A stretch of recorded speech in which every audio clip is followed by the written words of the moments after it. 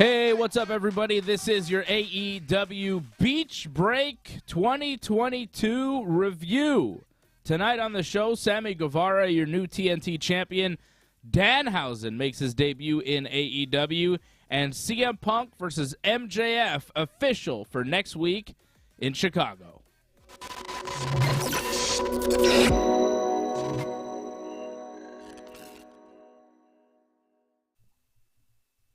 Yes, I'm here. Johnny's here. What's up, Johnny? Not much. Thought the show was all right tonight. I don't know what you thought, but again, first match, best match of the night. But Yes. you know, still the main event was fine for what it was. Like I had no problems with the main event. Wow. I'm really happy to hear you say that, John, because we had such a contentious show last week with the Sting acclaimed match that I'm still, I had guess, no problems with that. No, but I had problems with that, and I don't know if I'm over it yet. But tonight, I think we agree 100% on how the show went and what went down. I was happy with the show tonight. I thought it was a solid episode of Dynamite. I think the main event was fine. Adam Cole and Orange Cassidy. They did a lot of stuff, and we'll talk about it. But I, like you, thought that the first match, the ladder match between Cody Rhodes and Sammy Guevara, was the match of the night. That was my favorite match. I thought that they did a tremendous job in that match. I really liked it. Cody and Sammy fighting through the crowd for some reason I didn't really like, but apart from that, I thought it was a great match. Just, fighting through the crowd when you're in a ladder match. I don't love that. Other than that, I thought the match was really, really good. The superplex that Cody did to Sammy off the top of the ladder, when Cody dropped Sammy belly first onto the open ladder and it kind of folded into him, that was amazing. Yep. Sammy jumping off the top rope and hitting that cutter on Cody, who was on the top of a ladder, that was ridiculous. That cutter was beautiful. Perfectly executed, high-risk ladder match moves, right? Perfectly executed stuff. How about that cutter, John? How about those moves? What was your favorite big spot? Was it the cutter? Was it the superplex? Was it Sammy dropping and the ladder crushing in on him? Was it Sammy's, what do you call it, swanton off the top of the ladder onto Cody, who was also on a ladder, and then, he swanton Cody and the ladder didn't break? That was a hell of a spot. What was your favorite, John? Tremendous match. I think it would have to be when Cody hit the crossroads off the ladder. Ooh, That's yeah. very difficult. That's very difficult to pull that off, and the way they were able to pull that off, the bump looked amazing. Like, Sammy obviously took a great bump, but to do that takes a lot of skill to pull that off. That was very impressive. Yeah, that was really nice too. A lot of great spots in this match, and that's what you're looking for in one of these ladder matches. Really good stuff between Cody and Sammy. Sammy eventually beats Cody. They're both on top of the ladders. They have that big metal thing that's holding both belts. Sammy hits Cody with it. Cody falls off the ladder. Sammy grabs the belt. He grabbed one belt and the bell rang. I guess all he had to do was grab one belt. They didn't kind of wait for the second belt. He grabbed the second belt too because there was two, right? Sammy was the interim TNT champion and Cody was the TNT champion, and this was to make Sammy once again the undisputed TNT champion. Which, I'm not sure about that. I'm not sure about that move. I don't know if the match needed Fuego del Sol. Why did Fuego del Sol have to come out and be part of this match? Like that, I don't know. Maybe they're trying to establish Fuego del Sol as Sammy's sidekick. Sammy did come out for a picture-in-picture commercial break promo with the cue cards, talking about being champion later on in the show, and Fuego was with him there too. I don't know if we needed Fuego del Sol in the match. Johnny, thoughts on Fuego? Should he be with Sammy? And whatever happened to Sammy being in the inner circle? Has that just kind of disappeared? Yeah, it definitely seems like he's just kind of drifted apart from that, or just doesn't want to be associated with that. It seems, yeah, it's him and Fuego pretty much. I think it's done for his blog that he does, because like that's his series, and Fuego's always involved in it. So I think it's more to push that, and probably for future storylines, they're probably gonna keep teaming together or doing something together. Mm-hmm. What do you think about Cody dropping the belt? I feel like Cody was always a good option as champion. He just won the belt from Sammy. I wasn't expecting him to no longer be champion after this match. I find it strange that Cody had to come in, beat Sammy for the TNT title, and now he drops it right back to him. Why? It might be just one of those things where they just want to get people's attention. There's a title change, but it was always to give it back to him. I think the plan probably was just to give it back to him, Battle of the Belts, but he there was a whole COVID exposure thing, so he wasn't able to do it. So they just delayed it, and I guess yeah, they just finally put it right back on him. I guess the plan was just to add up Cody's wins to be the first ever three-time champion of something, and that was it.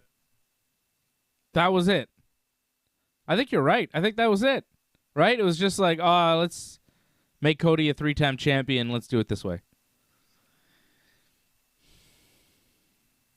Yeah, there should have been more thought put involved, I think. I think Cody as a champion, they could have done something more with it. Right.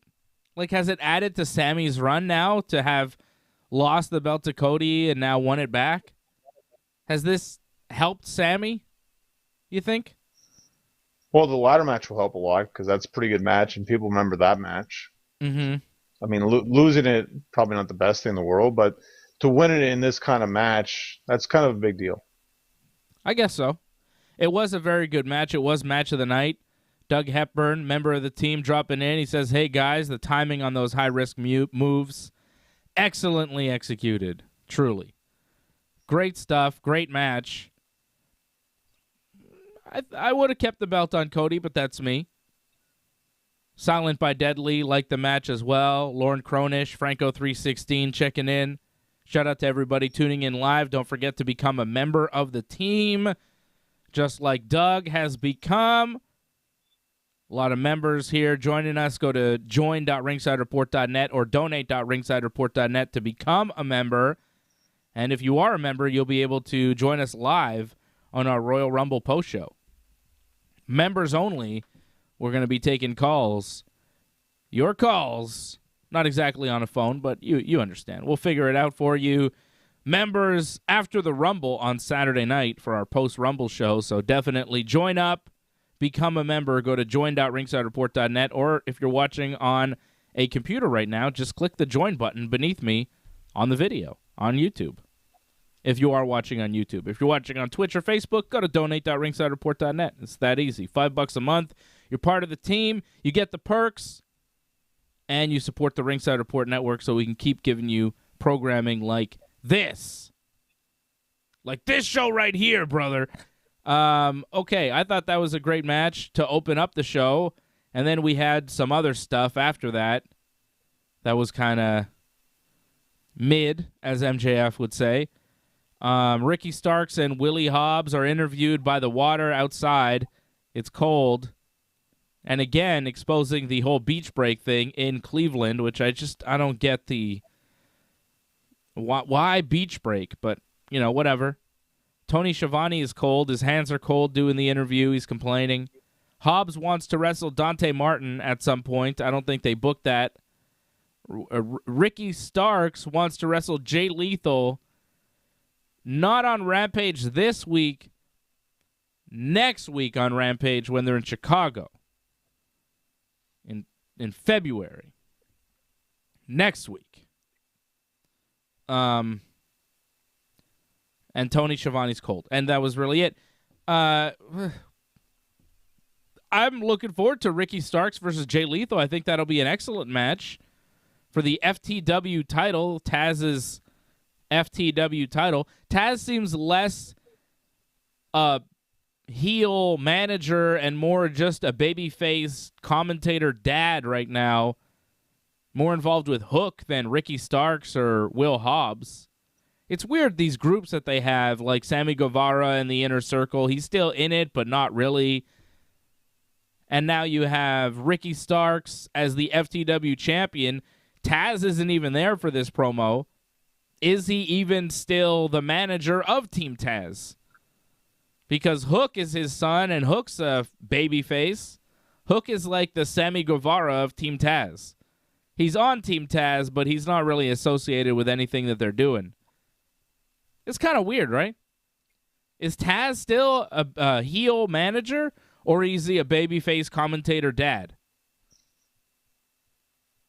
I think it's a little bit of both. I don't know. I didn't see him in a heel manager role tonight. Is he still a heel? I don't think he's a heel manager anymore, John. I really don't. I just don't think we saw him in the promo because I don't think you want to be outside in the cold. I think that's pretty much why. He's from Hell's Kitchen or Red Hook or something, right? He's from Red Hook, isn't he? From Brooklyn? He's from New York. It's cold there. It's like it is here. My goodness, is it cold here. Yeah, but this is the problem with a lot of wrestlers. They get pampered by living in Florida for so long, so that kind of screws them up a bit. Does Taz live in Florida? I don't think he does. Well, I mean, practically all of AEW lived in Florida for like a year, didn't they? Like, I mean, they worked there for a year, so he's practically living there. They were every Wednesday. I don't know. I don't think Big Pete's living in Florida. Yeah. I just thought it was odd that they're doing a promo for a match not this week on Rampage, but a match next week on Rampage. Not something you see very often on Dynamite, right? It was weird. Just goes to show you how jam-packed the shows are. They have to hype up stuff, not for this week's Rampage and next week's Rampage, just because it's all jam-packed. They already have Rampage all set up and pretty much all Dynamite set up, no? Yeah, I can run down some matches that we have coming up for Rampage this Friday. We've got Jon Moxley taking on Anthony Bowens. Julia Hart, with her one eye, will take on Jade Cargill for the TBS title. FTR will finally take on Brock Anderson and Lee Johnson. And Jurassic Express will defend their tag team titles against Private Party. And that's all booked for Rampage. 4 matches coming up on Friday. They announced, I think, only 3 matches for Dynamite next week. I don't know if they rounded out that card. Maybe there's something I missed, but CM Punk versus MJF, Nyla Rose versus Ruby Soho, and Pac and Pentagon versus Malachi Black and Brody King. Am I missing anything for Dynamite next week?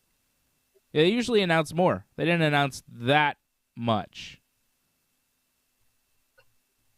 Yeah, they'll probably announce more. But, I mean, those are the big matches that they need to put over. I mean, Punk MJF, that's a huge deal if it happens. Massive deal. Punk and MJF next week going down in Chicago. In Chicago. MJF making the challenge to CM Punk to wrestle him in his hometown.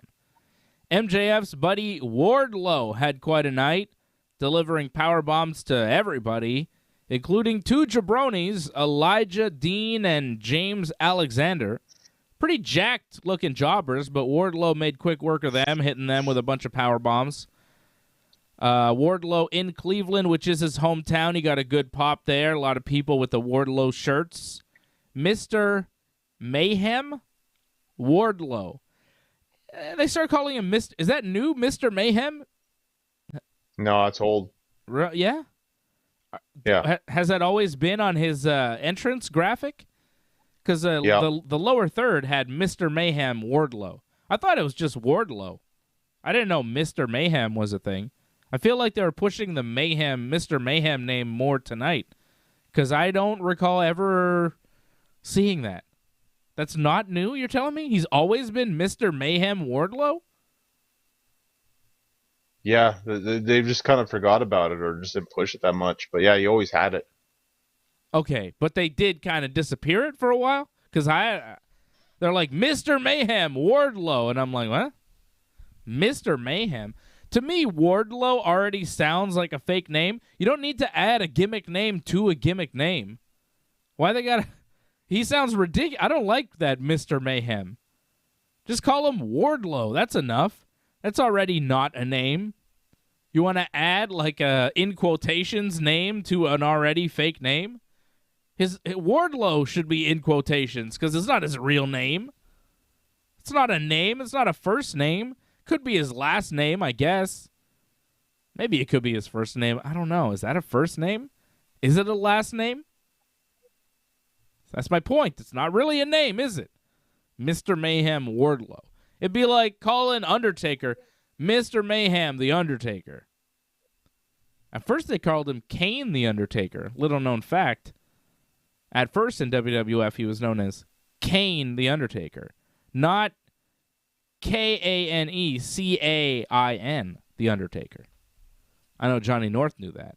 Johnny knew that, right? Johnny knows everything.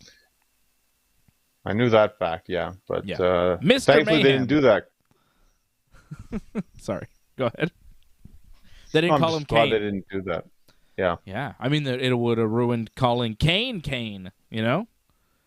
Can't call them both Kane. Also, The Undertaker is just enough. Just like Wardlow is just enough. Right? I think it's enough. Do you think they need the Mr. Mayhem? Do you like it? I mean, they don't need to add stuff, but I mean, it happens a lot in wrestling where they just keep adding stuff, little nicknames here or there. They think it actually adds something to the wrestler. I mean, it doesn't, but for some people, they think it adds something. Yeah. And in WWE, they just take away last names. That's the thing. They don't add. They take away. That's it. Oh, they give you a lot of nicknames, though, too, though. Yeah. Like Seth Rollins just used to be Seth Rollins. Now he's Seth freaking Rollins. You know? Right. And sometimes they change your name altogether. Walter is now Gunther. You know? Why? I don't know. Hi, AJ. AJ's watching. John, say hi to AJ. Oh, it's good. AJ was watching the Raw recap as well. He's watching a lot of shows. It's good. Ooh, you were watching the Raw recap, John? Well, I got to get ready for the Rumble, right? That's right. And there's no better way to get ready for the Rumble than watching me on a Monday night. And I'm glad that you tuned in. And if you missed the Raw recap, you can check it out after this, because the Rumble is coming up on Saturday night. All right. Then we had Chris Jericho, Santana, and Ortiz. Oh, wait, no. I want to talk about Shawn Spears for 1 second. He was with Wardlow, and he had a cool shirt on because he's always hitting people with chairs. Did you notice his shirt? It was pretty. The Rock. Yeah, like the Rock shirt that said "Just Bring It." Shawn Spears has a shirt that says "Just Swing It." It's good, right? Looks like the Rock That's shirt. not bad. That's funny. It's a good T-shirt idea. I liked it. Good for Shawn Spears. It was clever. That's it. That's all I wanted to say about him. Nice T-shirt. Other than that, you know, Jericho, Santana, and Ortiz beat Daniel Garcia and 2.0. Now, the story of this was Santana and Ortiz wanted to show Jericho they could win on their own without even tagging in Jericho, which just shows you how big of jabronis Daniel Garcia and 2.0 are, that Santana and Ortiz would rather wrestle this 2-on-3, and they'll still win. They want to give themselves a disadvantage, and they know they'll still win because these guys are big jobbers. They job to everybody in AEW. But Jericho, after not getting tagged in, after wanting to get tagged in, he just kind of dropped off the apron and started walking up the stage, but then he didn't want to leave the match altogether, and he kind of walked back.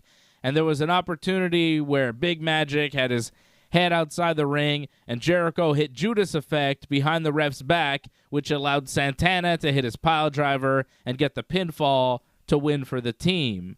So Santana and Ortiz did win without tagging in Chris Jericho, but Jericho was still a big reason why they won by hitting the Judas Effect, and Jericho did not go back in and celebrate with Santana and Ortiz. He kind of looked at them as his music played in their victory.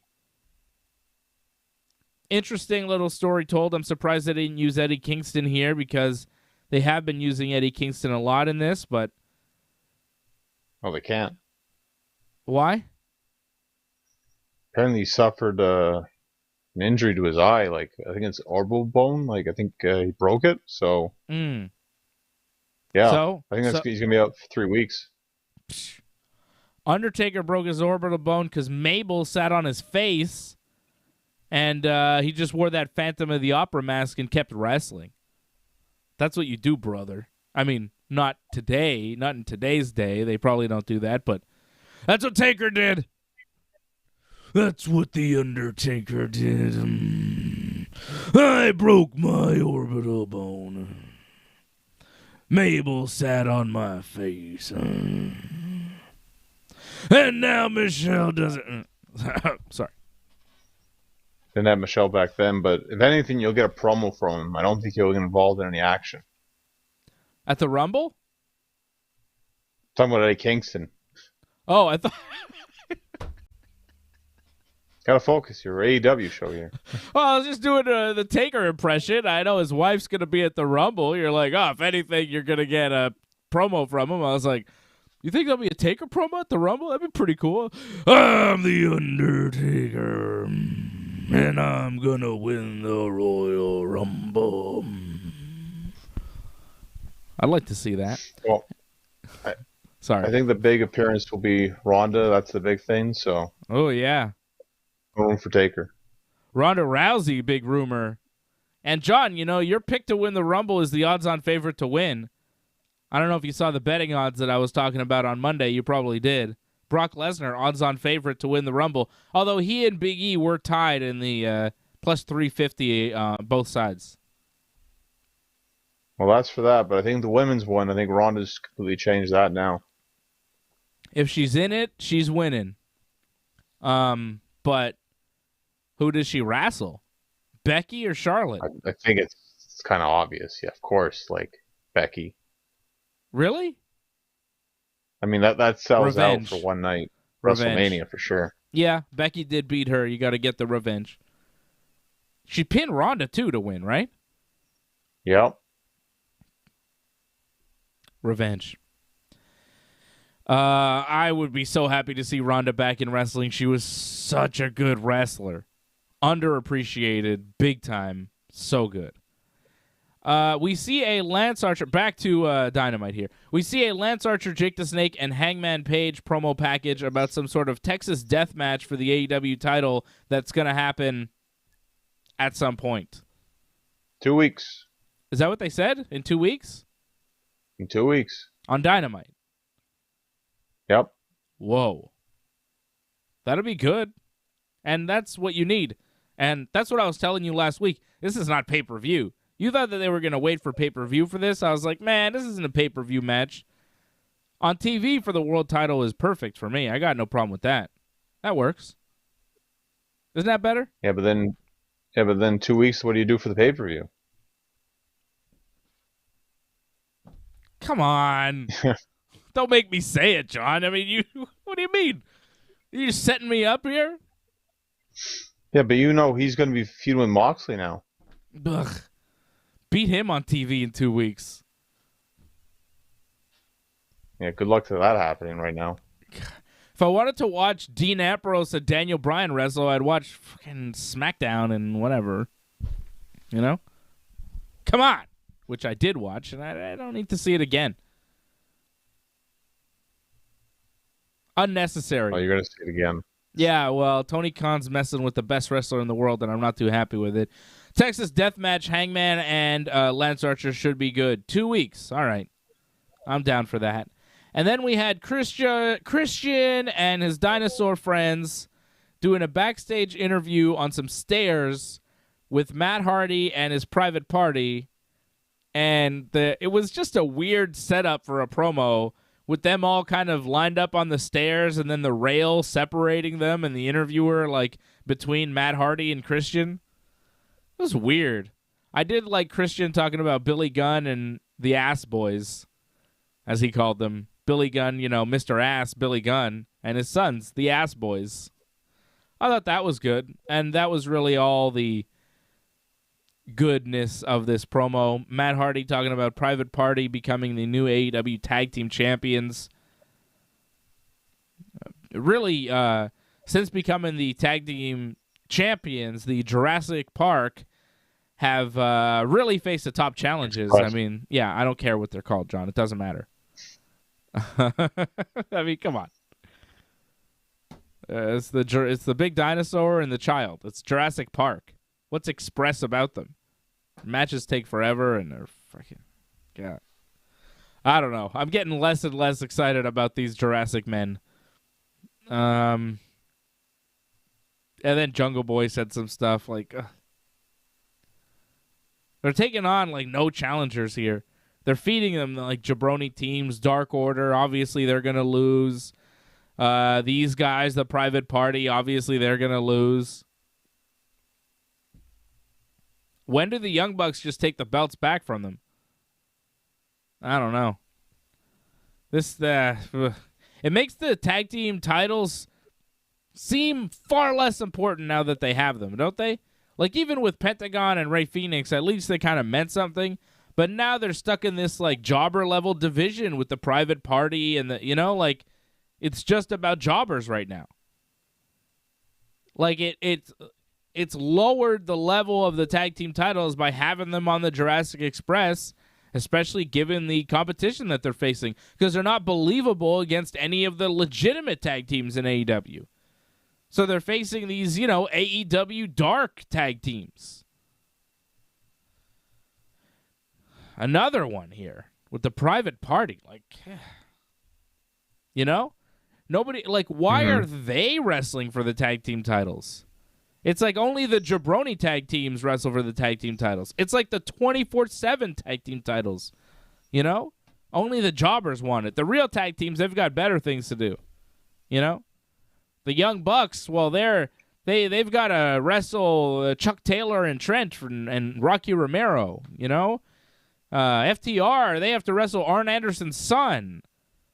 Like, the real tag teams in this company, Santana and Ortiz are mad at Chris Jericho. All the real tag teams are busy doing, like, weird stuff. Meanwhile, the tag team champions are wrestling jabroni tag teams and just kind of wasting time. So, I'm not into it. Don't you feel they've lost some juice on the tag team belts since they become champions, these guys?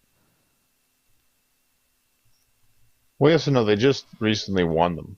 So, like, I understand face these teams, kind of build them up a bit.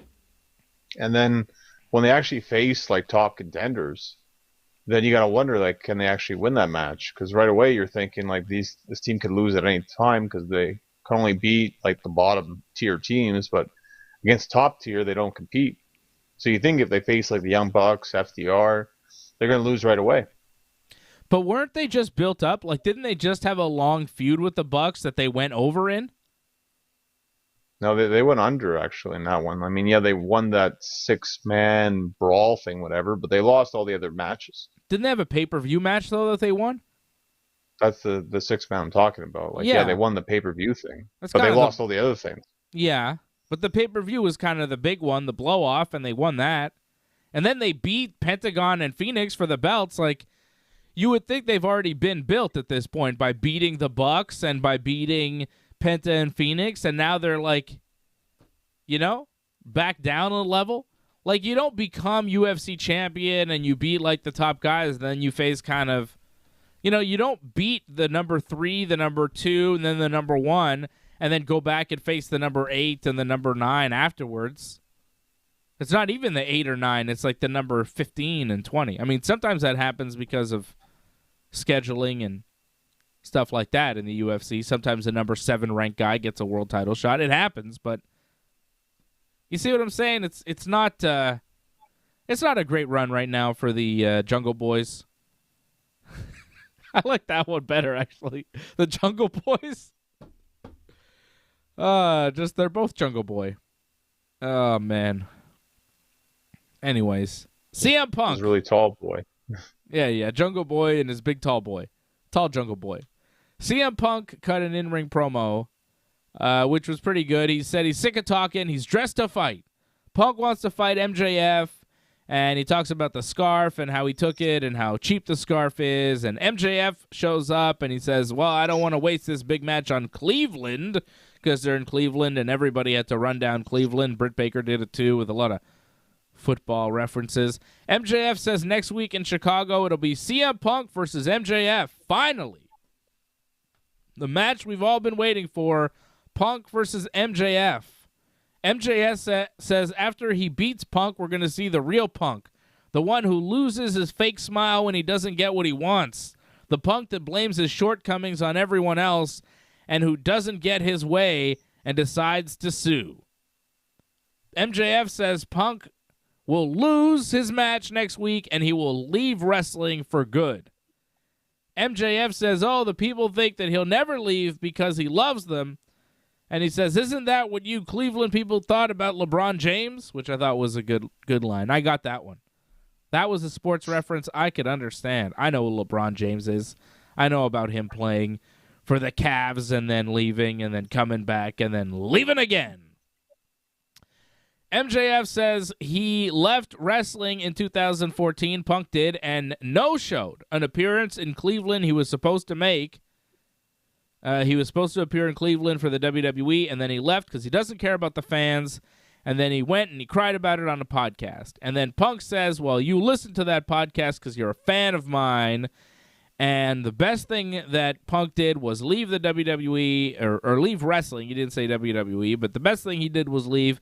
But also the best thing he did was come back to pro wrestling.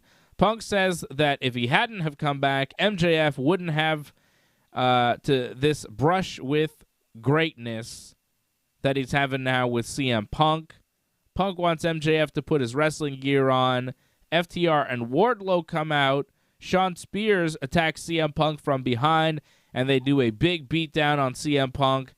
FTR and Spears putting the beat down on Punk. Wardlow was just standing there. MJF berating Punk on the microphone. He told Wardlow to powerbomb Punk. Wardlow kind of, his hometown crowd didn't want him to do it, but eventually he did to fit in with the group. And then MJF sat cross-legged on Punk's chest and told him he'll see him in Chicago. Good beatdown, good segment. We got some resolution of sorts. MJF announcing the match will happen next week in Chicago. Punk MJF.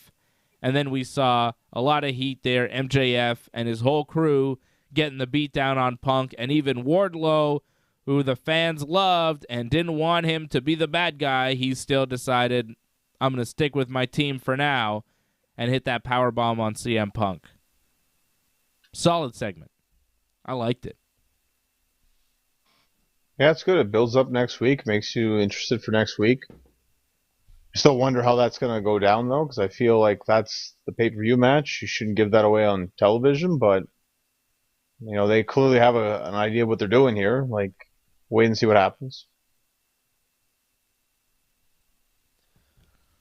All right. Sorry, I'm getting weird text messages from AJ. AJ, don't text me while I'm doing the show. You don't think... Isn't the comments in the chat enough? Yeah, I know. He's like fucking texting me on my phone. I don't know what he's wants. You don't think the match is going to happen next week? Well, I think it might, but I feel like there's going to be some shenanigans. Because, for MJF to give Punk the match in Chicago, like in Punk's hometown, there's something up with that. He's going to do something, either another, pre-match, beatdown or something, or, you'll face me, but you have to face other people, too. Something's going to go down. So you don't think we see MJF one-on-one, CM Punk, Punk hits the GTS and gets a win in his hometown next week? You don't think that's how it plays out? It's too easy. Yeah, I don't think so. Yeah, I don't think so either. They have been building it for a while, though. What is the resolution? We get a match of sorts. I just don't think it ends. Yeah, you don't think it's over here. I'm not sure that it is over here either. But when they do finally get to the end, how do they end this? Is it with CM Punk on top? Is it with MJF on top? I feel like it'll be Punk. But I wonder how they'll end it and how many, how many wins will be traded back and forth. Like, does MJF beat Punk in Chicago next week, and then down the road Punk wins again? And I wonder how they play it out where they keep both guys looking strong, because they're two guys that they want to keep at a main event level. But I think Punk needs to win now more than MJF does. Right? Yeah, but again, like if MJF wins, it's not going to completely destroy Punk. It's just, I agree with you. Like you're building momentum with Punk, you're building him to go for the title. Like MJF's a great obstacle for him, but yeah, he should beat him. Are you building Punk to go for the title? Like we think that seems obvious, but are they? Yeah, because he keeps mentioning it, and it never really pans out that he faces the champion. Something comes up. I feel like his last 2 feuds have been like that. Like, didn't he mention it before he faced Eddie Kingston? He wanted to go for the title or talk for the title, and then Eddie got in the way, and then now this. Yeah. Yeah, maybe. Hangman and Punk, though, 2 baby faces. I don't know. I don't know how that plays out, when it plays out. Shout out to Anthony Plesia checking us out. Angelo Contagonis as well in the chat. Nice to see the members checking in live here tonight. Julia Hart asked to sign a waiver by Jade Cargill's manager to wrestle for the TBS title on Rampage. Brian Pillman Jr. is there with her. Doesn't want her to do it because she only has... No, that was Griff. Was it Griff? Yeah. No. Well, I wasn't really paying attention. Whoever. One of those guys. It doesn't matter. I mean, they're interchangeable guys. It doesn't matter, John. They're the same guy. Who cares? You know, they're the Hollywood guys, whatever, the varsity Hollywoods. Pillman or Griff or whoever doesn't want her to sign because she's got one eye, and why would she wrestle Jade Cargill with one eye? But she's determined to do it. She wants a title match, and she signs anyways. So Julia Hart will be Jade Cargill's next victim on Rampage this Friday night for the TBS title. All right. Yeah. Okay. Fine. Like, I don't know why Julia wants to die so much, but all right. You know. I don't know. You signed yourself up for it. I think she's gone a little bit crazy after getting that mist in her eye. The Acclaimed do a backstage promo about Jon Moxley. Bowens is going to wrestle Moxley on Rampage on Friday night. Another win for Jon Moxley. Could be a good match, though. I like these Anthony Bowens singles matches on Rampage. He had one with Darby Allin a few weeks ago that was excellent. I think this match could be pretty good with Moxley. Yeah, it's just about time because, you know, Rampage, they have 3 other matches, right? So how much time do you have on the show? I don't know if it goes longer than 5 minutes, sadly. Yeah. Yeah, you might be right about that. Layla Hirsch beat Red Velvet. She got a handful of tights to get the win. Did this one go over 5 minutes? This one wasn't that long. Oh, yeah. Yeah. Because they got a commercial break. Oh, yeah. I don't know. This was not an eventful moment of Rampage. Out of everything that happened, the Layla Hirsch Red Velvet match was not something I was looking forward to. Shouldn't Chris Statlander have been involved in this somehow? I thought she was like the main thing. She got involved at the end. Did she? Where was I? Yeah, like, I don't know, like after Layla won, she put the armbar on. Oh, yeah, and then Statlander came out. Okay, right. Yeah, okay, I did see that. You're right. I just forgot because You weren't paying attention, really. I understand. Like, you didn't care about this match. No, I don't. You weren't the only one. The fans weren't very interested in it, so it's fine. This whole feud where it's like, we were a team, and Statlander and Red Velvet are mean to Layla Hirsch, and Layla's mad, and Layla's the heel. It's like, yeah, whatever. And then they did a Malachi Black, Brody King video promo package to hype their match for Dynamite next week. Tag match, Black and King versus Pac and Pentagon. These promo videos are not for me. I didn't like this too much. I'm not a big fan of this Malachi Black gimmick. I think he looks cool. He wrestles well. When he comes into the ring, he's got presence. He makes an entrance. But the promos just seem like a lot of nonsense to me, and I tune out, you know? It's not for me. It's not for me. It's like I'm not into, you know, witchcraft and horror movies and shit like that. It's an audience that, you know, there is an audience for it, but that's not me. I'm not into that. I'm not into the occult, you know? Like, I don't care. Goes right over my head. Well, they stand out. They're different than anyone else in AEW. No one cuts promos like that, and Yeah. like the main thing is I'm looking forward to that match. I think that should be a very good match, tag match next week on Dynamite. Yes. Yeah, that's the point, you know? It's like he can cut whatever promos he wants, but I'm looking forward to the match. I don't love the promos, but, you know, it's not really about that for me. It's about the wrestling, and he's an excellent wrestler. That match is going to be great next week. Malachi Black and Brody King against Pac and Pentagon. Damn. Yeah. Could be match of the night next week.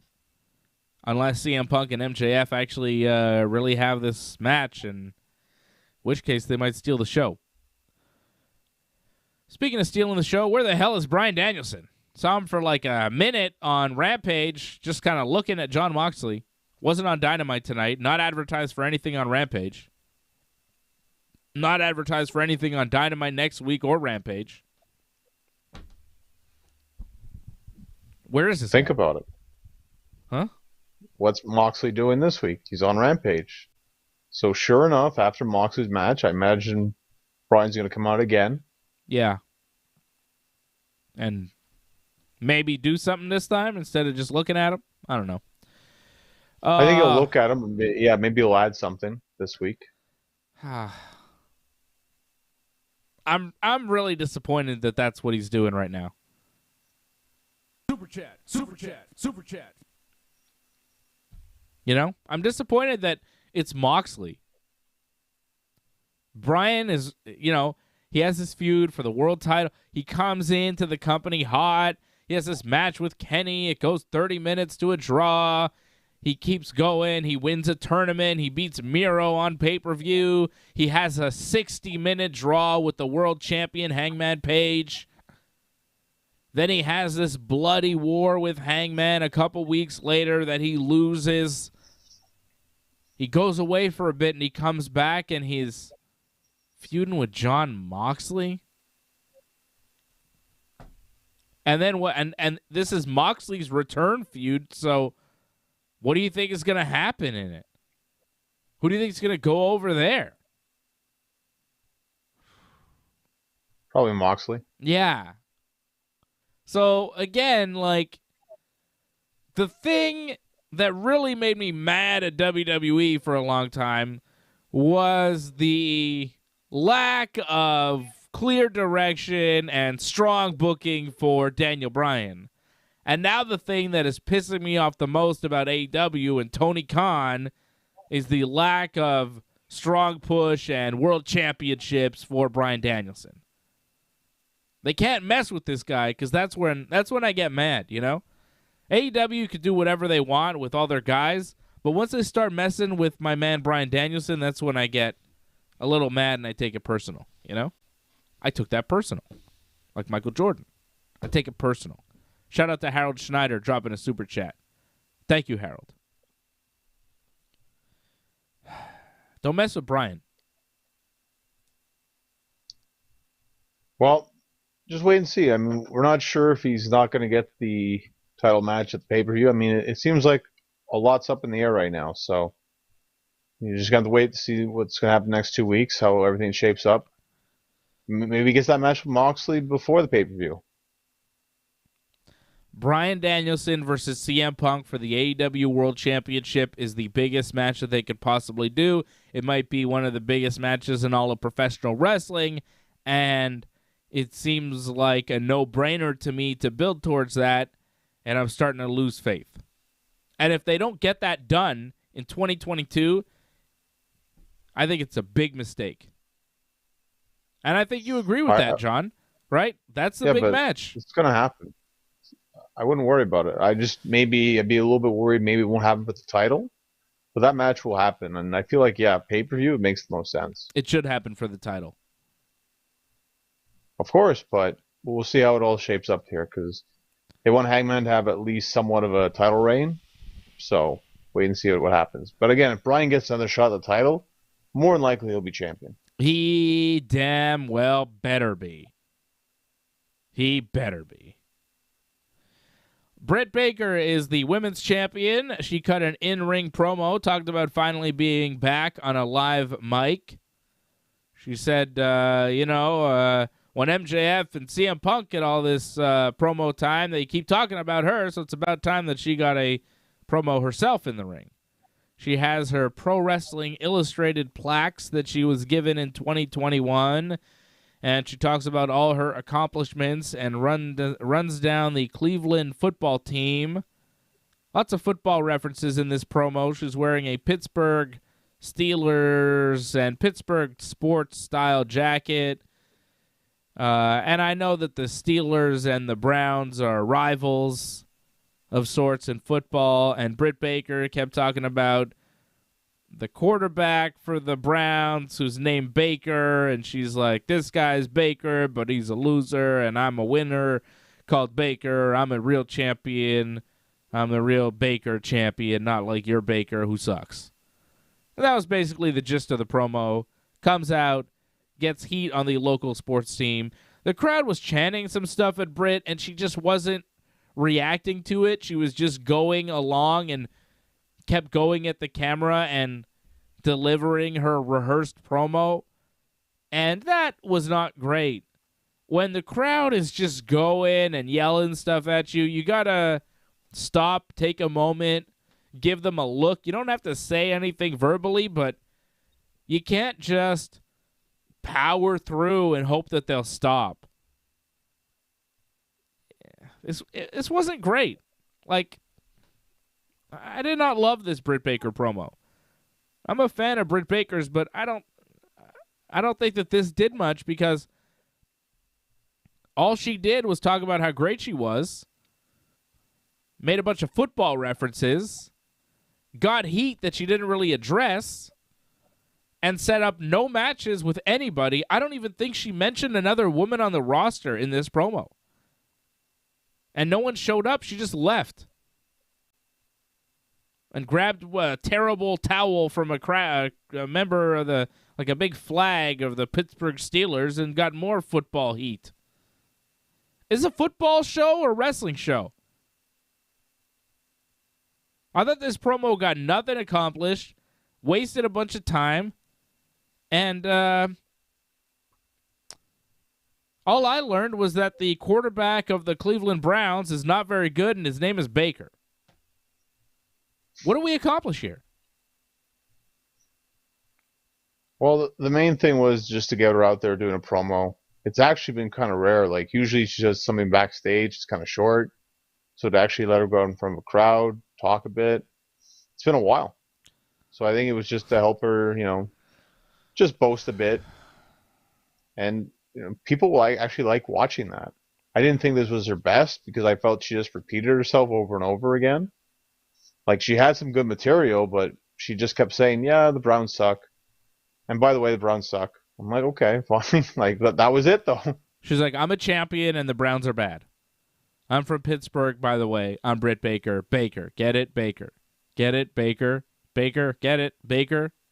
It's like over and over again, just hammering it home. I'm like, yeah, all right. When's your next match? Oh, whatever. And I don't think we needed to have Britt come out and just cut a promo for promo's sake. What's the point of that? Hey, remember me? I'm Britt Baker. Yeah, we know. You're on TV every week doing backstage promos. What's the difference here? She's doing these backstage promos where she's bragging about being champion. At least in the backstage promos, she's got Rebel kind of making funny faces behind her. Where was Rebel tonight? And in the backstage promos, usually a future opponent will attack her, setting up a match. She's the world champion. No one came out to challenge her during this promo. Not a single woman on this roster decided to grab a live microphone and walk out while Britt Baker just kept talking. This was built for a babyface to come out and get a pop, because Britt did nothing but run down the hometown crowd. Anybody would have come out and got a pop to say, hey, Britt, shut up. Cleveland's not so bad, and I want to wrestle you. Anybody on the roster. And they send out nobody. Nobody. this was not only a waste of time, but this was kind of a missed opportunity. Like, send somebody out. Send Hook. Send somebody. Not Hook, but, a lady. Well, they don't really have anyone at this point. I mean, we talked about it before. Like, they built up a bunch of heels. They don't really have a face to go after. Like, maybe like Ruby Soho, but like she recently lost, so she has to kind of build herself up again. So they don't really have anyone for her to face right now. So just let her gloat. She won a bunch of awards. Let her get that out. That's it. I mean, she's the most pushed women's wrestler they have. Why don't they gloat about it? Yeah, but wouldn't it have been good? I mean, somebody, right? Thunder? They don't have anybody. Where's Thunder? She wasn't there? That's not the direction they're going with, too, I don't think. Really? Not yet. It should be, but they're not there yet, sadly. You know where Thunder is? She's not on Dynamite. You know where Thunder is? In paradise, baby. That's right, brother. Okay. Come on, the Hulk Hogan show, Thunder in Paradise. Oh, well, but you know that it existed. Give me that, John. I don't think I've ever watched it either, but I think that it's funny that Hulk Hogan had a TV show called Thunder in Paradise, brother.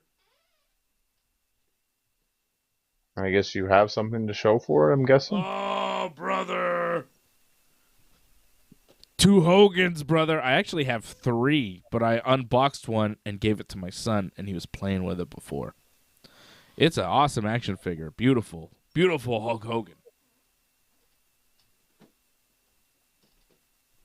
Why am I stacking up Hulk Hogan action figures, you may ask? None of your business. Don't ask. Vicky Guerrero and Nyla Rose showed up out of nowhere. I heard, excuse me, and I was like, what the hell? Vicky's still on the show? And then her and Nyla Rose showed up, and Nyla Rose was like, I want to be TBS champion. Ruby Soho is the reason I'm not. And she beat me, but I'd beat her 9 times out of 10, and I want revenge on Ruby Soho. So give me a match next week with Ruby Soho. And then she left. It was very abrupt, very strange. I don't know. It was a weird. Yeah, it was weird. Point. Yeah, it got to the point. It's fine. She seemed to be yelling at JR, though. And JR was like, well, what did I do, pal? You know? He's like, go talk to management. What the hell was that? Why'd she yell at JR? JR doesn't book the matches. No, but it seems to be the thing. Like, when you're upset, you're not getting your way, just yell at the announcers, and that's how you'll get your way, apparently. Anyways, Ruby Soho, Nyla Rose next week on Dynamite, probably. I don't know if they announced that it was official, but, I mean, I'm going to call it official. I think it's happening. Yeah. Yeah. Shout out to Harold Schneider dropping the super chat. Shout out to Brian Firth. I saw you, Brian, in the chat as well. AJ, I'm going to ban you not only from calling the show, but from chatting on the show, from maybe even being on the show. Who knows, AJ? AJ is going to be banned from everything because he should be. He really should be. He's just a menace. He's a menace to society. You want to talk about Mr. Mayhem? Mr. Mayhem is not Wardlow. Mr. Mayhem is a good moniker for AJ, if you ask me. You can see AJ every Thursday night at 8 p.m. Eastern Time here on Ringside Report MMA. Although, you know, every Thursday I wonder, should we put AJ on YouTube? He's a wild man. He's Mr. Mayhem. You never know what he's going to say. You never know what he's going to do. You never know what he's going to wear. That's another thing. You never know. He is Mr. Mayhem. I'm being nice, Angelo. Angelo's worried I'm going to offend AJ. We should ban AJ from everything. AJ's banned. No, I saw AJ on Saturday night. He's not banned. AJ's welcome. All right. Adam Cole and Orange Cassidy in the main event tonight. Is AJ going to watch the Rumble? AJ, you watching the Royal Rumble on Saturday? If Ronda's winning, he definitely should call in. Oh, yeah. AJ's going to be hyped. Maybe we'll let AJ call in. He's not officially a member, but he is AJ. Maybe he could just be on a screen. We could have AJ on the show. Post-Rumble with AJ. If Ronda's there, maybe we get his thoughts. I don't know. AJ's always fun. Orange Cassidy and Adam Cole wrestled in the main event. It was a lights-out match. Hell of a match. If not for the opener with Cody and Sammy, this would have been the match of the night. AEW really jam-packing this show with some hardcore matches, right? They started with a ladder match, and then they end the show with an anything goes, falls count anywhere match. Was this too much in a 2-hour show? I mean, I liked it, but it's like a lot of gimmick matches on one TV show. They kind of spoil us for an average episode of Dynamite. I know it's a special beach break, but like considering last week's show and this week's show, this week was so much better than last week. Like night and day better. And I feel like the main reason was because we had two like kind of gimmick matches. But then we're kind of conditioned to expect great episodes like this. I liked it, but it's like it is a lot, right? Like we didn't have a traditional kind of wrestling match here on this show that really knocked it out of the park. It was two gimmick matches that really kicked ass. The guys, they broke their backs doing this match. Both of these matches. Sammy and Cody and Orange and Adam Cole.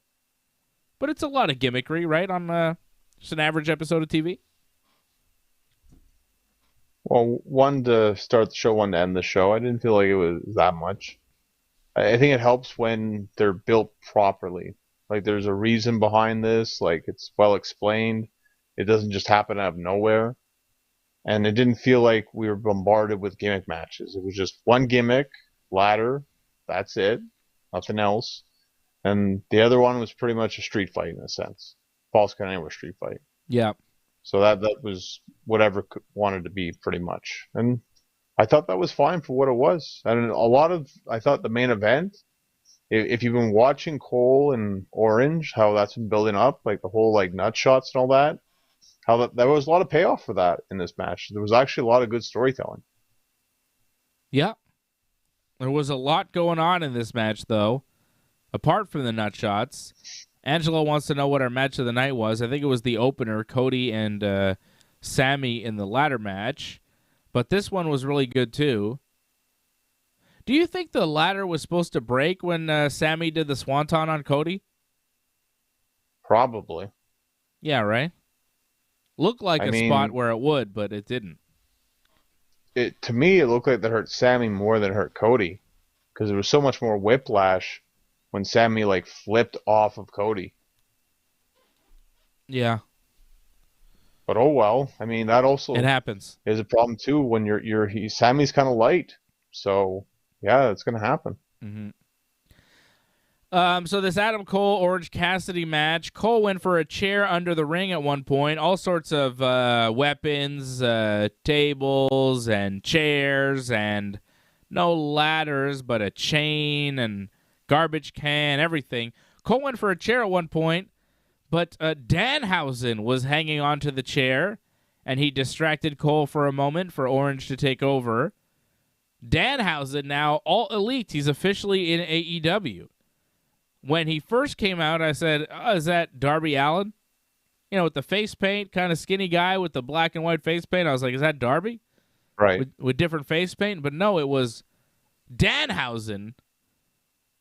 It just took a second for it to register. But that's kind of cool, right? Danhausen, another one of these hot indie gimmicks coming to AEW. Kind of figured it would happen when Ring of Honor went under, that Danhausen would make his way to AEW at some point. I have seen some of Danhausen, but not tons.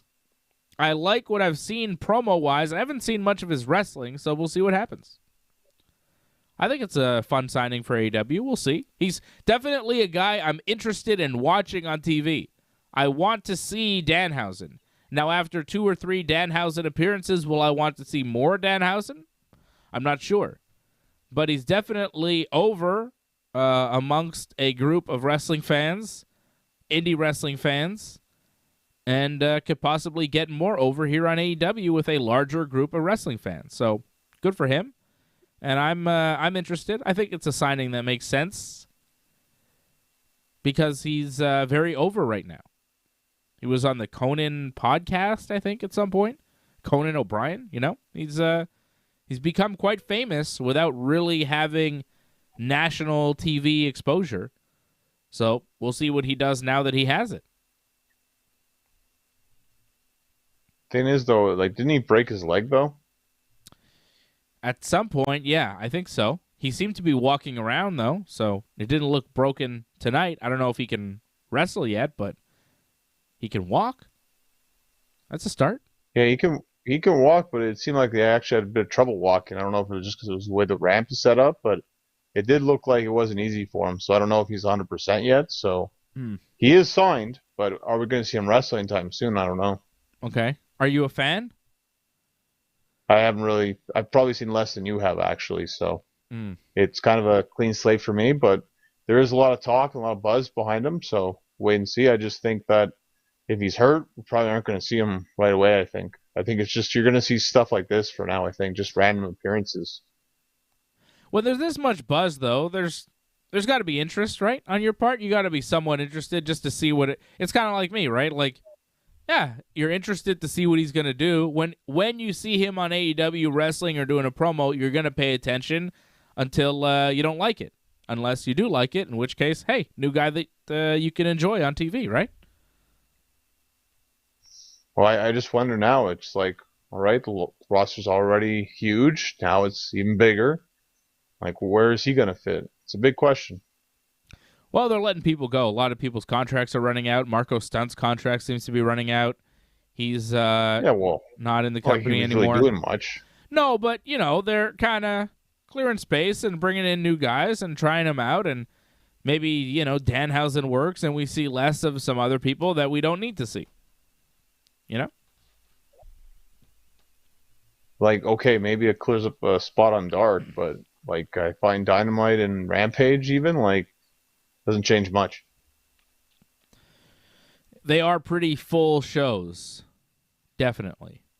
But I think we could get rid of some people and replace them with some other people, and the show might be better.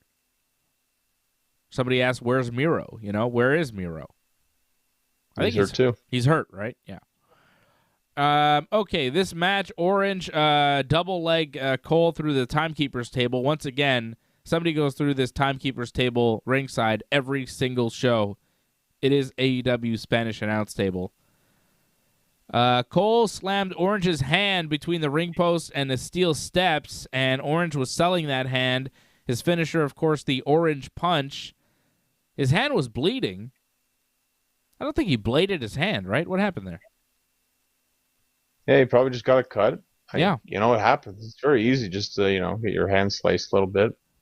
It's good, though, because he was selling his hand, and the blood kind of added to the selling and the story of that match. Nice incidental blood. That's it.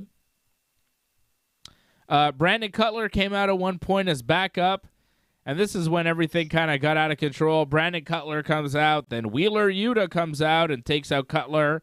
Then Bobby Fish comes out to take out Wheeler, but then Chuck Taylor comes out and takes out Bobby Fish. But then the Young Bucks come out and they hit a double super kick on Chuck, but then Trent and Rocky Romero take out the Young Bucks. Kyle O'Reilly didn't show up at all in this, did he? I don't believe he did. Huh. Could have missed him, but I don't think he showed up. How come he didn't show up? They didn't need him? I don't know. It's weird, no? He was missing. At one point, the crowd was chanting Johnny Wrestling during this match. I don't know if you heard that. Johnny Gargano. You heard that? Yeah? Johnny Gargano. I didn't. Oh, okay. They were chanting Johnny Wrestling. He's from Cleveland, and he seems to be done with NXT and WWE, so maybe the crowd was hoping or expecting him to show up, but he didn't. You think he'll show up in AEW? Johnny Gargano? Do you want to see him show up? Again, you're talking about this inflated roster. Do they need him? Well, they definitely don't need him. No, but they probably will sign him, though. they could, sure, but yeah, they don't need them for sure.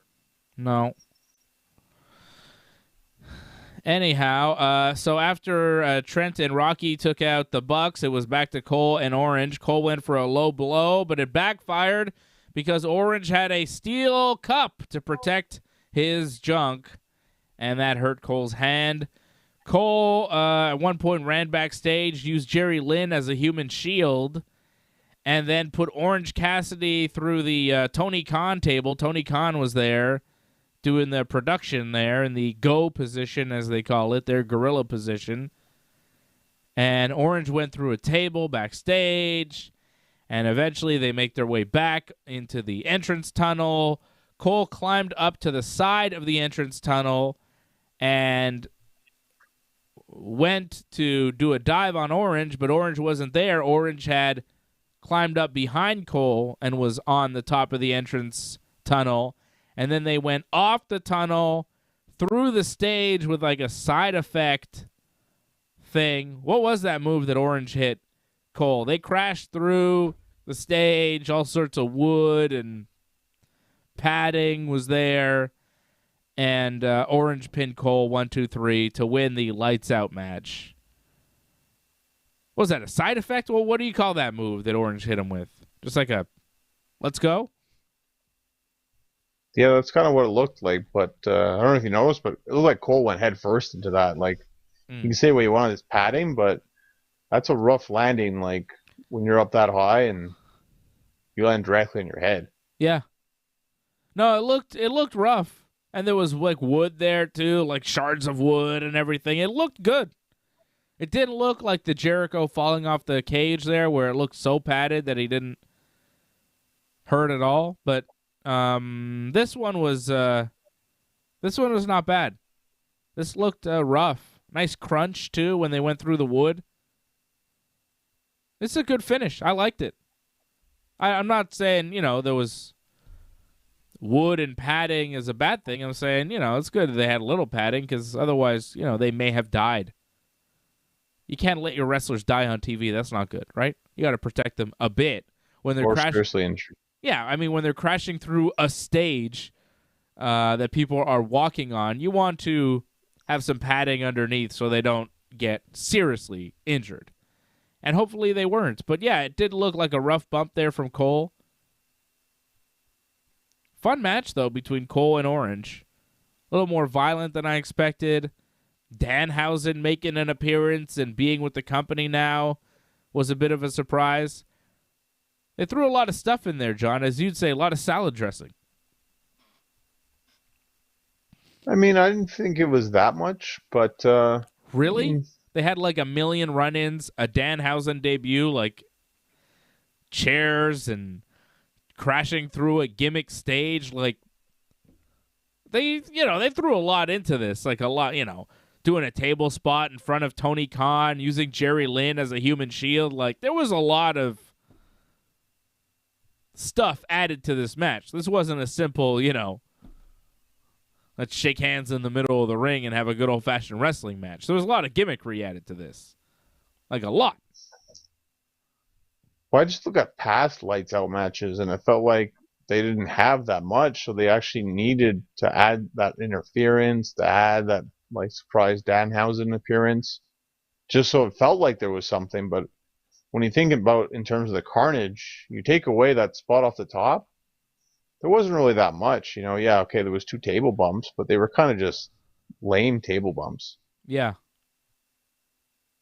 So they needed the interference just to make it seem like there was something going on. But, I mean, really, nothing was really happening. Was this the worst lights out match in AEW history? No, because that finish was pretty good. Because usually lights out matches don't end that well. Mm-hmm. This one probably had the best finish. I remember the Brit and Thunder Rosa finish being incredible, though. That was good, but I feel like this was better, though. Just it looked better in terms of the last bump. I thought the Brit and Thunder match was better, though. The lights out one.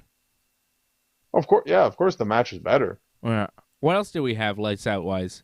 Was Joey Janela, Kenny Omega lights out at one point on Dark? Maybe it was. Yeah. Right. That was really good. Yeah, it was good again, but like I felt with that one, they did all the cool stuff early, and then it's like the ending was just like, well, he's gonna hit his finish. Mm-hmm. Are those all the lights out matches in AEW history? Or are we missing some? You're missing Moxley and Omega. Right. Which was pretty good too. So But again, the cooler stuff was done during the match, not for the end of the match. So you're saying you would prefer this lights out match over the Kenny ones? The finish wise.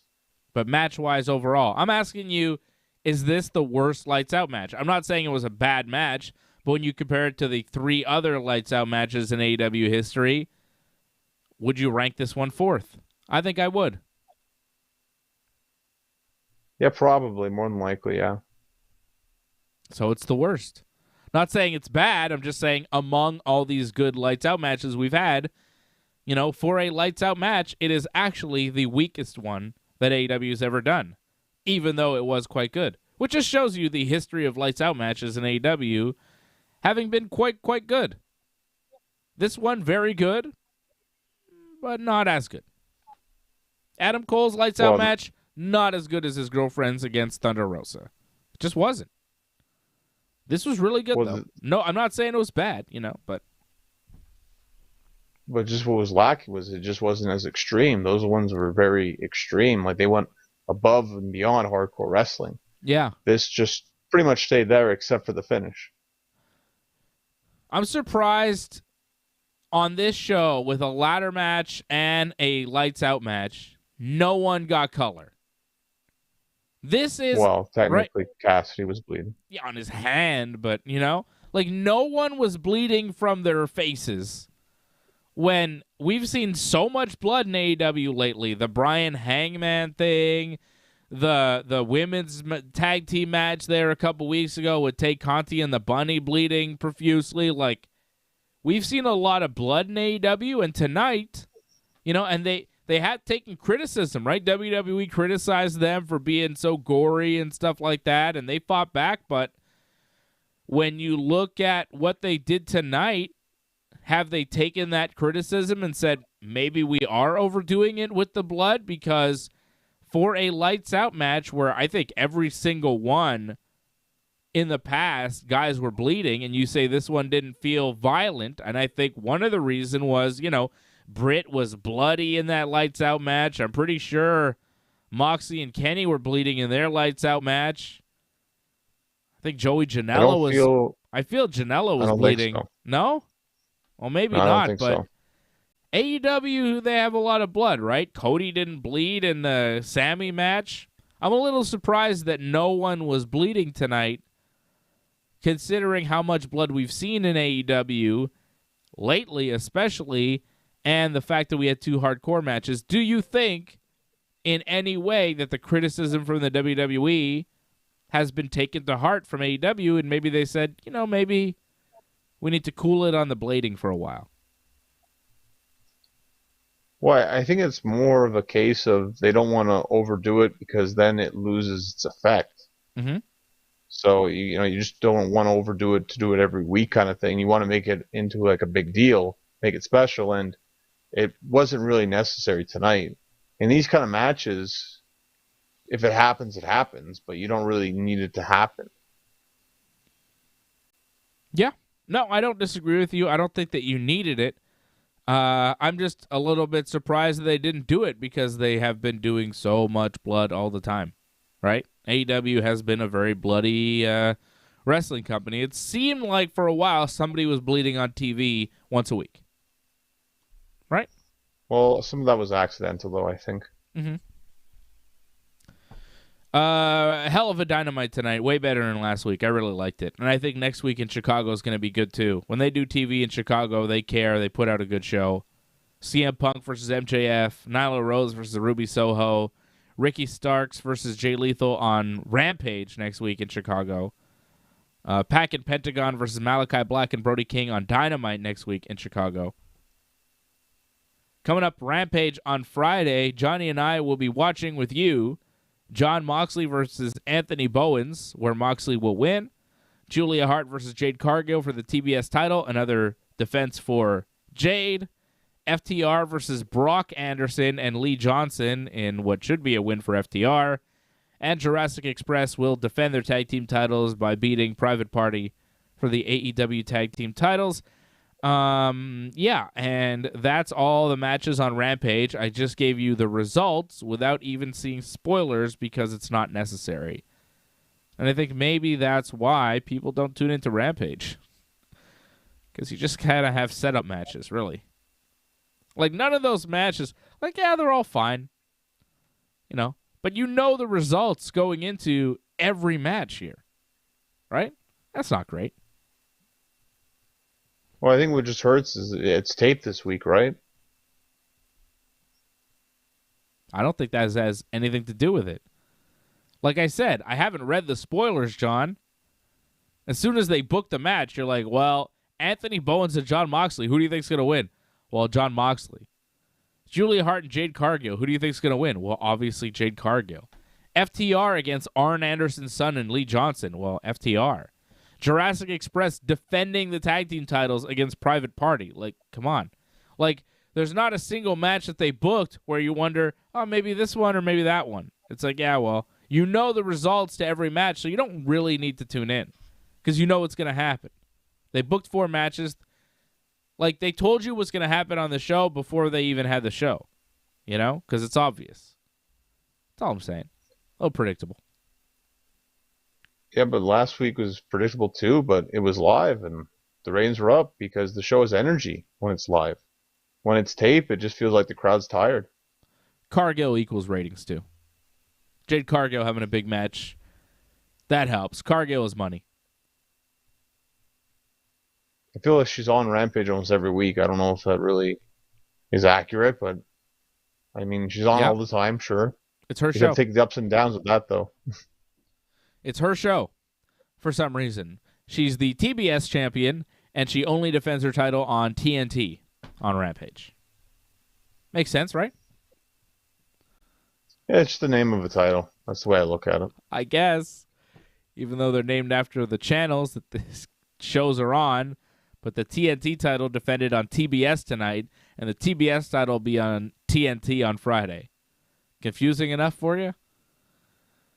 All right. I'll be back here tomorrow night, 8 p.m. Eastern time, to talk about everything going on in the world of mixed martial arts. We got a Bellator show coming up on Friday. Ryan Bader fighting for the Bellator Heavyweight Championship. We'll talk about that. We'll also talk about the UFC Heavyweight title.